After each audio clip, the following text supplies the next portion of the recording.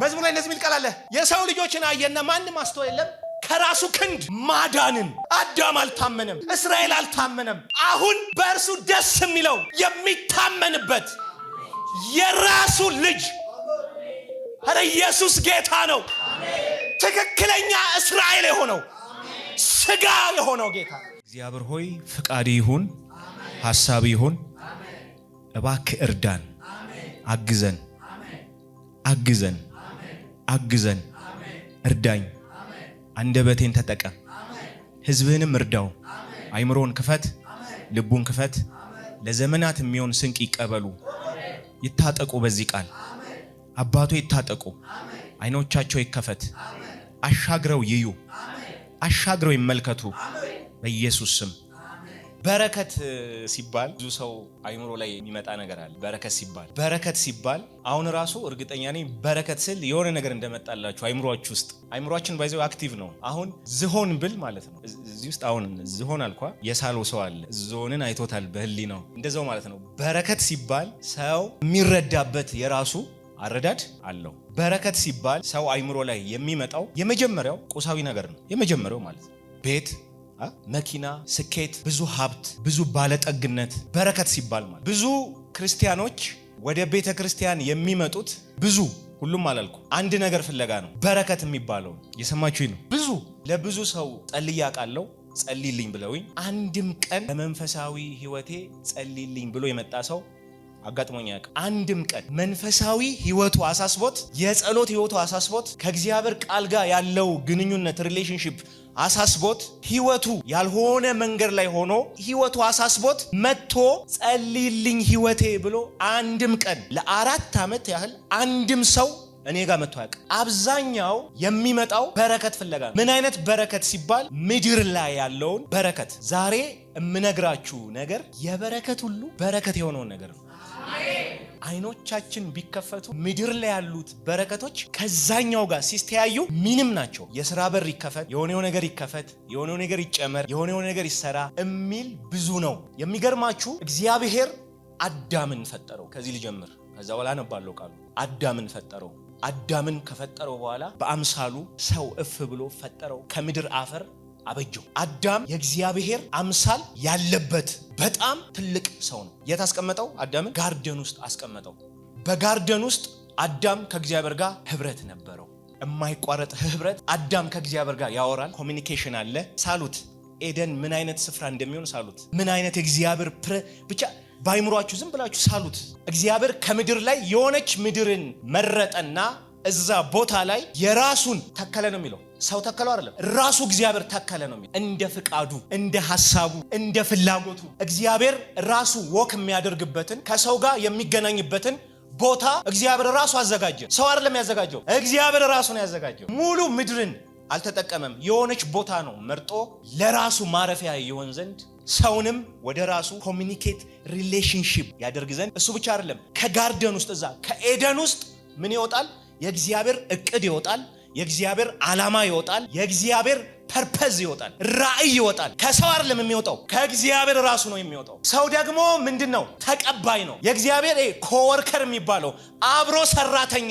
አዳም ባለራእይ አይደለም፣ ራእይ ተቀባይ ነው። ባለራእዩ ማን ነው? እግዚአብሔር ነው ባለራእዩ። እግዚአብሔር እንዲህ ብሎ አዘዘው፣ አሁን የሰጠውን እችን ጋርደን ጠብቅ፣ መጠበቅ አለብህ። ባረከው። በምድር ላይ በአሳ ላይ በአዕዋፋት ላይ ስልጣንን አውቶሪቲን ሰጠው። እግዚአብሔር ደግ ነው። አካፈለው። ለማ? ለአዳም አካፈለው። ምን አካፈለው? ስልጣን አካፈለው። እግዚአብሔር ዲክታተር አይደለም። ምድርን ፈጥሬ ያለውና እኔ ብቻ ላስተዳድራል። አዳም አስተዳድር። ግን የምታስተዳድረው እዚህ ውስጥ በሚወጣው እቅድ ብሉፕሪንት፣ ማፕ፣ እኔ በምሰጥ ምን ካርታ ማፕ የምትሰራው እንደዛ ነው። አዳም የሚሰራው እንደዛ ነው። ብዙም ጊዜ አልቆየም ግን አዳም ወደቀ። እግዚአብሔር በአዳም ደስተኛ፣ የሰው ልጅ ወደቀ። ጠብቅ ተብሏል፣ አልጠበቀም። የሰው ልጅ ከእግዚአብሔር ህልውና ተባረረ፣ አስወጣው። ይሄ ሪል ነው። እውነተኛ ነገር ነው የምነግራችሁ። ይሄ አይምሮ ላይ የሚፈጠር ሳይንቲስቶች እንደሚያወሩት የሆነ ነገር አይደለም፣ እውነተኛ ነገር ነው። በዚህ ምድር ላይ የተፈጠረ ነገር እያወራን ያለ ነው። አሁን አዳም ከእግዚአብሔር እቅድ አይቀበል፣ ቆመ። ፐርፐዝ አይቀበል፣ ቆመ። በቃ አሁን ሰው ከራሱ ነው ራእይ የሚያመጣው። አሁን ሰዎች ከተማ ይገነባሉ። እግዚአብሔር የሚገነባው አለ እኮ እሱ ተቋረጠ። አሁን ሰው ከተማ ይገነባል። ቃየልም ከተማ ገነባ ይላል። እግዚአብሔር እንደፈለገው ሳይሆን ሰው አሁን ብቻውን ሆነ። ድምፅ ተቋረጠ፣ ፐርፐዝ ተቋረጠ፣ ራእይ ተቋረጠ። አሁን ሰዎች የሚመስላቸው አዳም ከእግዚአብሔር ህልውና ብቻ የወጣ ነው የሚመስላቸው። እቅድ ቀረ፣ ራእይ ቀረ፣ ዓላማ ቀረ፣ ሁሉ ቀርቷል። አሁን ሰው ብቻውን ቀረ፣ ወጣ። አሁን ሰው መቆፈር ጀመረ። መጀመሪያ እግዚአብሔር ነበር የሚቆፍርለት። መጀመሪያ እግዚአብሔር ነበር የገነባላቸው ቤት ምናምን እዛ ውስጥ። አሁን ሰው ወጥቶ ከተማ መስራት ጀመረ። እነ ቃየል ከተማ ሰሩ፣ የራሳቸው እግዚአብሔር የሌለበት ከተማ። ዘፍጥረት 11 ላይ ምን ሰሩ? ሰማይ የሚደርስ ምን ግንብ እንስራ። በውስጡ ምን አለው መሰላችሁ? ኩራት አለው። ስማችንን ምን እንበል? እናስጠራ። መጀመሪያ አዳም ኤደን ውስጥ በእግዚአብሔር ሐሳብ ቢሄድ የማስም ነበር የሚጠራው። አሁን ሰው ብቻውን ሆነ። አሁን የሚጠራው የማስም ነው? የሰው ስም ነው። ይሄ ሁሉ ከተማ፣ ዱባይ ላይ ያለውን ህንፃ፣ ቻይና ውስጥ ያለውን ህንፃ ብታዩት ሂውማን ሜድ ነው፣ የሰው ስራ ነው። እናስጠራሉ። እግዚአብሔር ሰማቸውና እዚህን አለ የእግዚአብሔርን የማዳን እቅድ ሊያበላሹ ነዋ። እስቲ እግዚአብሔር መሐሪ ነው በሉ። ምንም ሰው ቢወድቅ ሰውን አልተወውም እግዚአብሔር። እንዲህ ያለ እግዚአብሔር የማዳን እቅዴን እንዳያበላሹ። ዘፍጥረት 6 ላይ የተበላሸ ነገር አለ። ውሃ መጥቷል፣ የሰው ዘር ጠፍቷል። አሁንም 11 ላይ ምዕራፍ 11 ላይ አሁንም ሊያበላሹ ነው። እግዚአብሔር ደግሞ ቃል ገብቷል። ምን ብሎ ቃል ገብቷል? የሰውን ዘር ከዚህ በኋላ በውሃ አላጠፋም። ስለዚህ እግዚአብሔር ወረደ፣ ከሰማይ ወረደ፣ ቋንቋቸውን አደበላለቀው። አማርኛ ሁሉ ጉራግኛ ሁሉ የመጣው እዛ ታይም አደበላለቀው። ከዛ ምዕራፍ 12 ላይ እግዚአብሔር አንድ ጣዖት የሚመለክበት ቤት ጋር እግዚአብሔር መጣ። አብርሃም ይባላል። አብርሃም ቤት የሆነው ነገር የልጅ ጉዳይ እንዳይመስላችሁ። እግዚአብሔር ሰዎች አሁን ይኸውላችሁ ከፍ ብላችሁ እንድታዩ ፈልጋለሁ። ልጅም በረከት ነው፣ ግን እግዚአብሔር ካሰቡ በረከት አይበልጥም። እግዚአብሔር አብርሃም ቤት መጣ። ጣዖት የሚመለክበት ቤት አብርሃም ጋር ተገለጠለትና አዋራው። መጽሐፍ ቅዱስ እግዚአብሔርም ይላል ዘፍጥረት 12 ላይ አብርሃምን አለው። እግዚአብሔር አይደለም እግዚአብሔርም። ምን ማለት ነው? ከዚህ በፊት የሆነ ታይም አውርቶታል ማለት ነው። የሆነ ግንኙነት አላቸው። አብርሃምም ወዲያው ታዘዘ። እኔ ወደ ማሳየ ምድር። ኢየሱስ ጌታ ነው። ጥሪ፣ የመጀመሪያው ኮሊንግ ጥሪ የመጣው አብርሃም ጋር ነው። እግዚአብሔር ትልቅ የማዳን ስራውን የጀመረው አብርሃም ቤት ነው። ብዙ ሰዎች ስለ ልጅ ስለ አብርሃም በረከት አይደለም የሚሰሙ። እግዚአብሔር ግን ከዛ ያለፈ እይታ አለው። አብርሃም ራሱ አልገባውም፣ መጀመሪያ ላይ አልገባውም። አብርሃም እየፈለገ የነበረው ልጅ፣ ሁለተኛስ ምድር። እግዚአብሔር አወራው። አንድ ቃል አለ ደስ የሚለኝ፣ ለአሕዛብ ሁሉ በረከት አደርግሃለሁ። ለአሕዛብ ለህዝቦች በረከት ትሆናለህ አለው። የሚረግሙን ረግማለሁ፣ ኢየሱስ ጌታ። የሚባርኩን እባርካለሁ። ባይዘው አንድ ነገር ልንገራችሁ። እግዚአብሔር በራእይ አይደለም አብርሃም ጋር የመጣው። አዳም ጋር እንደመጣው ወክ እንደሚያደርገው አብርሃም እግዚአብሔርን አይቶታል፣ ተገልጦለታል። አንተ ገልጤላችሁ እማታውቁት ፍጥረት መጥቶ ከቤት ውጪ ቢልሽ ተውጫለሽ። እግዚአብሔር አብርሃምን እያግባባው ነበር። መገለጥ ቀስ በቀስ ነው። ልጅ ዳዴ እያለ ቀስ በቀስ እንደሚሄደው እግዚአብሔርም ከህይወታችን ጋር የሚሰራው እንደዚህ አይነት መጀመሪያ ላይ አይገባንም መንገዳችን። ከዛ በኋላ ግን በእግራችን እየቆምን ቀስ እያልን እየተንፏቀቅን መጨረሻ ላይ ነው ፐርፐዙ ይገባል የሚገለጥልን። አብርሃም አልገባው። አብርሃም ጋር አንድ ጥያቄ አለ። የልጅ ኤሌዘር ሊወርሰኝ ነው፣ ልጅ ስጠኝ። እግዚአብሔር አውቆ ነው የጠነከረብሽ፣ አውቆ ነው ጸሎትሽ ቶሎ ያልተመለሰው፣ አውቆ ነው። አንድ ወት ልንገራችሁ፣ እግዚአብሔር እንደሚያየው ካላያችሁ ኮንፊውዥን ውስጥ ማለት ግራ መገባት ውስጥ ትገባላችሁ። ዛሬ ይሄ በረከት በእናንተ ላይ ይምጣ። የእግዚአብሔር አይን ይገጠምላችሁ። ብዙዎች እኮ ይሄን የሳቱት እናንተ ሰዎች፣ የብዙዎች መውደቄ ነው። እግዚአብሔር የሚያየውን ነገር ማየት ካልቻልን ከባድ ነው። አገልግሎተው ህይወት ከባድ ነው። ላይፍ ኢዝ ሲሪየስ፣ ቀልድ አይደለም ህይወት። መከራው እውነት ነው። ህልም ውስጥ አይደላችሁም። አብርሃም ልጅ ይፈልጋል፣ እግዚአብሔር ደግሞ ዓለምን ማዳን ይፈልጋል። አይገርማችሁ? አይገርምም? ልዩነት። እባርካለሁ አለው። በረከቱ የበግ አይደለም፣ የፍየል አይደለም፣ የልጅ አይደለም። አብርሃም ማየት ያልቻለው ነገር ነው። አብርሃም ማየት ቢችል አጋር ጋር ይገባል። ዘፍጥረት 15 ላይ እግዚአብሔር መጣና ልጅ እሰጣለሁ አለው። ልጅ እሰጣለሁ ሲለው አብርሃም በምን አውቃለሁ አለ። እንዴት ልረዳ እችላለሁ አለ። በምን አውቃለሁ? እግዚአብሔርን እኮ ነው የሚጠይቀው። በምን አውቃለሁ? በል እንግዲህ አለው የሶስት ዓመት ጊደር ምናምን አዘጋጅ፣ ወፍ አዘጋጅ፣ ኪዳን አደርጋለሁ ካንተ ጋር አለው። አዘጋጀ። በዚህ በኩል ከፈለው፣ በዚህ በኩል አደረገው። በዛ ዘመን ሰዎች የሚግባቡት ኪዳን የሚያደርጉት በዚህ ውስጥ ማለፍ ነው። ኪዳን የሚያደርጉት ሰዎች ሁለቱም ያልፋሉ። ምን ማለታቸው ነው? ኪዳኔን ካልፈጸምኩ እንደዚህ ልቆራረጥ እያሉ ነው። እግዚአብሔር ከአብርሃም ጋር ኪዳን ሲገባ አብርሃምን እንቅልፍ ጣለበት። እንቅልፍም ጥሎበት ግን አብርሃም እየሰማ ነበር። እግዚአብሔር ሲያወራ ይሰማል። እንቅልፍ ጥሎበትም እኮ ነው፣ ጨለማ ወድቆበትም ግን አብርሃም እየሰማ ነው። እግዚአብሔር እንደዚህ ያለው የ400 ገና እሱ እዚህ ነው ያለው። የ400 ዘሩ በስቶ ያለውን ያወራዋል፣ እቅዱን ያወራዋል። ዘርህ አለው በማያውቀው ምድር ለ430 ዓመት ይገዛል አለው። አንድ ልጅ እኮ የለውም። እየሰማችሁ አንድ ልጅ እኮ እንኳን የለውም። ዘርህ ግን ይገዛል አለው። አቤት እግዚአብሔር ሲናገር፣ አቤት እግዚአብሔር ሲያይ። አብርሃም ለአንድ ልጅ ይከራከራል፣ ግን እግዚአብሔር ዘሩ በግብፅ ምድር ላይ በስቶ ኢን ሚሊየንስ ሆነው ሲገዙ ነው የሚያየው እግዚአብሔር። እሱ ብቻ አይደለም፣ ከዛም ሲወጡ ነው የሚያየው እግዚአብሔር። አብርሃም ግን ክርክሩ ለምንድን ነው? ለአንድ ልጅ ነው። አቤት አይምሮአችን ትንሽ ነው። ትንሾች ነን፣ እይታችን ትንሽ ነው። የምናከብረው የእምነት አባት የተባለው አብርሃም እይታው ትንሽ ነበር። እንማርበት ዘንድ መጽሐፍ ቅዱስ ተጻፈ። ከዛ አድራጊው ነው፣ ኪዳን ሰጩ ነው አይደል የሚያልፈው። አብርሃምን አስተኛው፣ እግዚአብሔር ራሱ አለፈ። አብርሃም አብሮት ቢያልፍ አብርሃም ይወድቃል፣ ሊሰነጣጠቅ ነው። አብርሃም ኪዳኑ ሊቀር ነው፣ ሰው ነው ያጠፋል። ስለዚህ እግዚአብሔር በራሱ ማለት ራሱ አለፈ። አስተኝቶት አለፈ። እግዚአብሔር ኪዳን ገባ። ምን እያለ ነው እግዚአብሔር? ኪዳንን ካልፈጸምኩ እንደዚህ ልቆራረጥ እያለ ነው እግዚአብሔር። እየሰማችሁ ነው?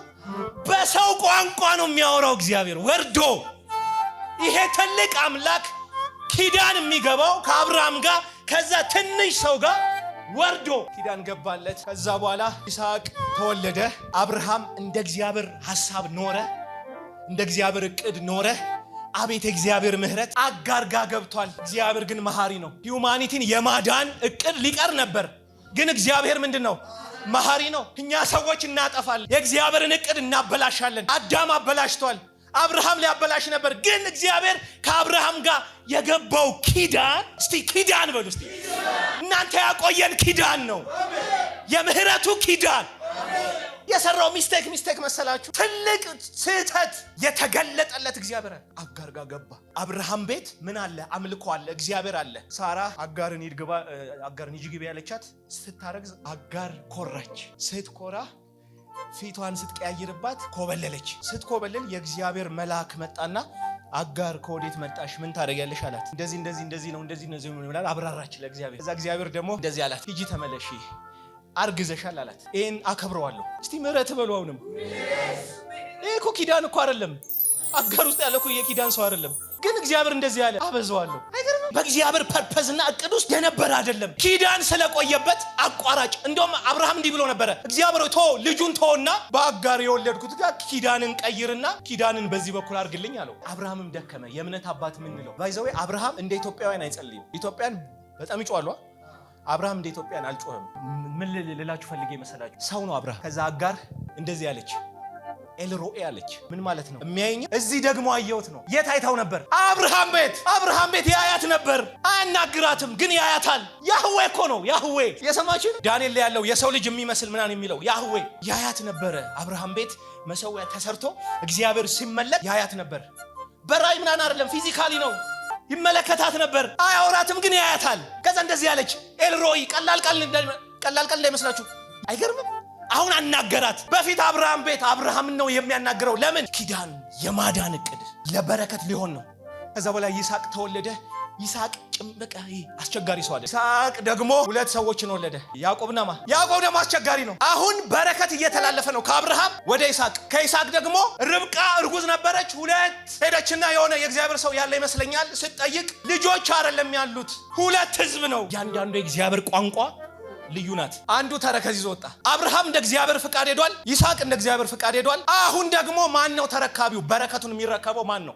በረከቱን እነግራቸዋል። በኩር ነው አይደል የሚረከበው? ያዕቆብ ግን አታሏል። እግር ይዞ ነው የወጣው። ያዕቆብ አታላይ ማለት እግዚአብሔር ባልፈቀደው ወይ በረከቱን ከማወሰደ ከይሳው ቀማው። ሁለት ያጭበረበረው፣ አንዱ በኩርናውን ቀማው። ያዕቆብ በጣም ማይንዱ አይደል። ኩርናን ካልተቀበለ በረከቱ አይሰራም። በረከቱ የሚሰራው በኩርና ላይ ነው። ስለዚህ ብኩርናውን እንዴት ተቀበለ? የሆነ ያሰራው የሆነ ሚስቴክ ያለ ይመስል ብኩርናን የሚቀማሙበት የራሳቸው ቋንቋ አላቸው። እሱን ተቀበሉ። የመጀመሪያ እቅዱን ነው፣ የእግዚአብሔር ሐሳብ የሌለበት ነው። ብኩርናውን ከወሰደ በኋላ ርብቃም ለያዕቆብ ታግዛለች። ጊዜው ደረሰና ይስሐቅ አርጅቶ የሚበላው ነገር አማረውና ኤሳውን ሂድ አምጣልኝ፣ አዳይ ነው፣ ለአባቱን ደስ የሚያሰኝ ሰው ነው። ከዛ በኋላ የበግ ለምድ አርጎ ምን ብሎ ድምጹን እንትን ብሎ ገባ።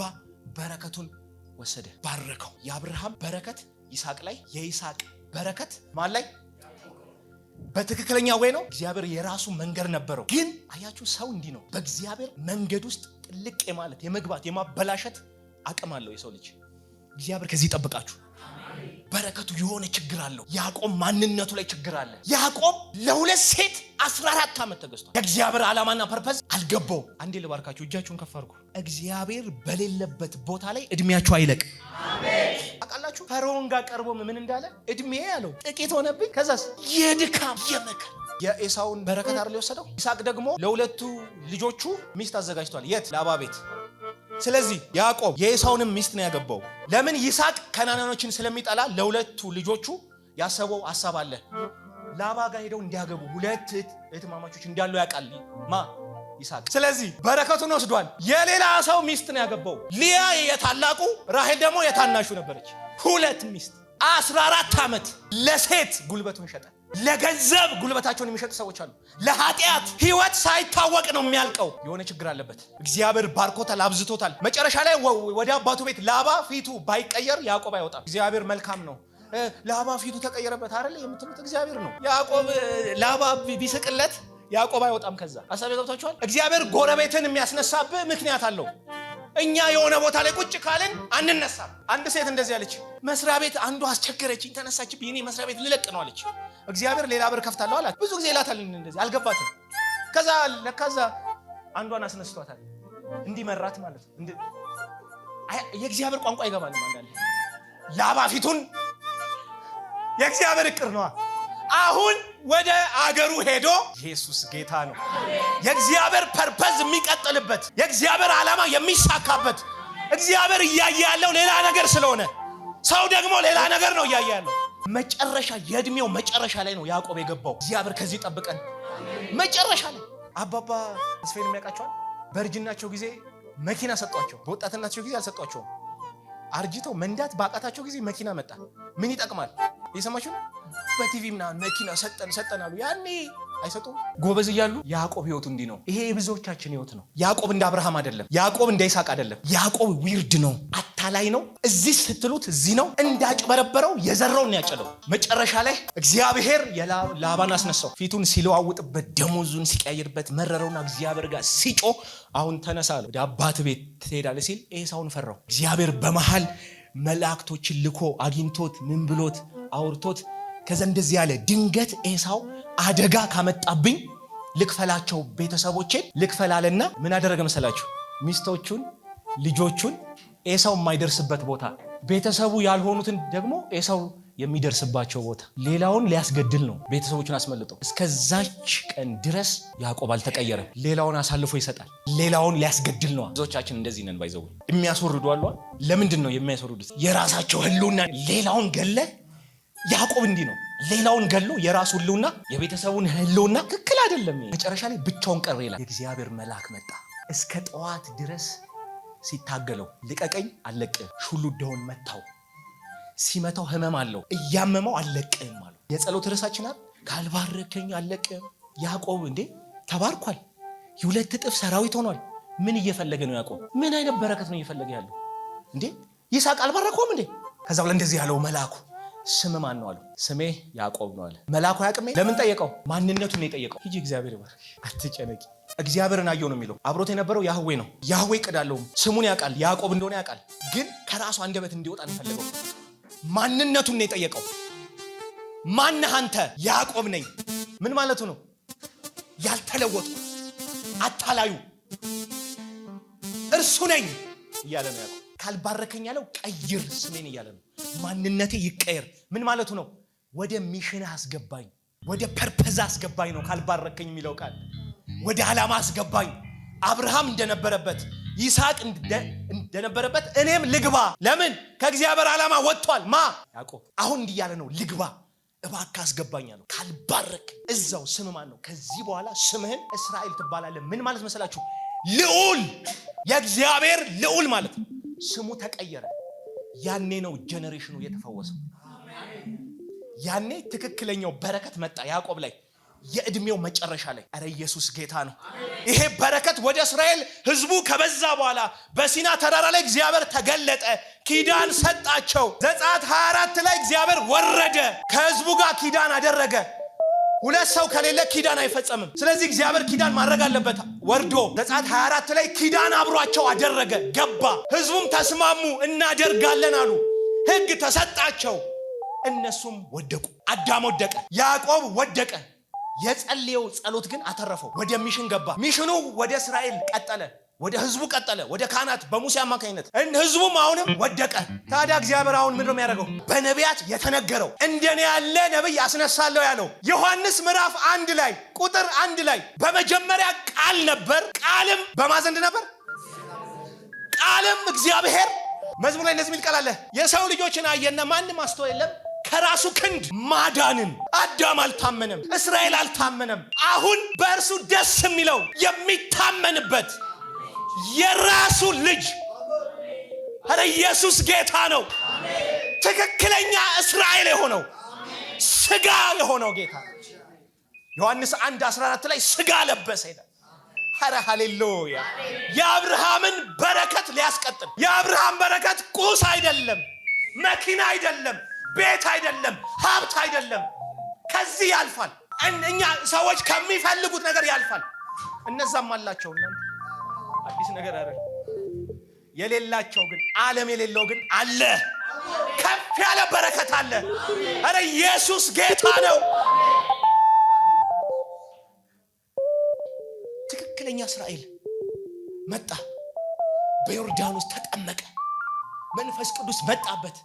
በእርሱ ደስ የሚለኝ እስራኤልን ይወክላል ኢየሱስ። በእርሱ ደስ የሚለኝ ልጄ አለ። ከዛስ ወደ ምድረ በዳ ሄደ። 40 ቀን 40 ሌሊት ጸለየ። እስራኤልን ወደ ምድረ በዳ እግዚአብሔር ወሰዳቸው። ዳቦ ጠየቁት፣ ውሃ ጠየቁት። ሰይጣን ጣላቸው፣ ከእግዚአብሔር ጋር ተጣሉ።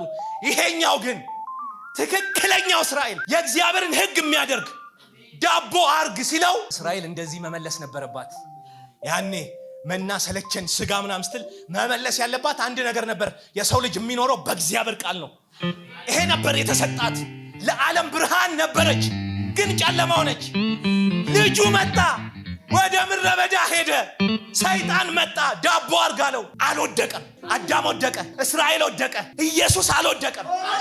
ቢወድቅስ እንዲህ አልወደቀም። ፈተነው።